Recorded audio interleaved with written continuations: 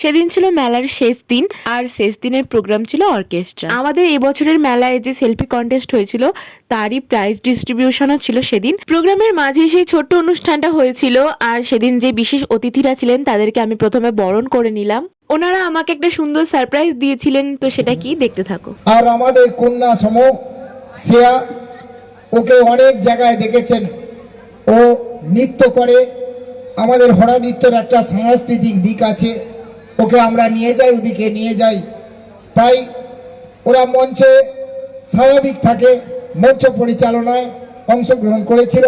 আমি সেই শ্রেয়াকেও একটি ফুলের তোড়া দিয়ে অভিনন্দন জানাবার জন্য আহ্বান করছি।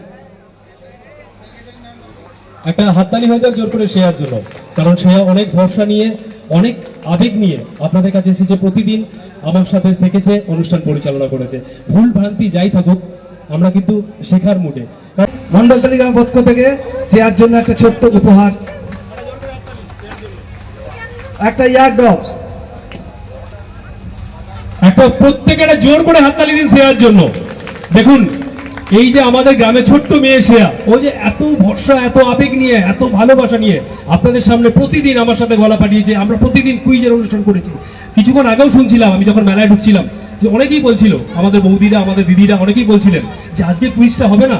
তো কুইজটা কিন্তু একটা জায়গা করে নিয়েছে। তো প্রত্যেকে শ্রেয়ার জন্য একটা জোর করে হাততালি দিয়ে দিন।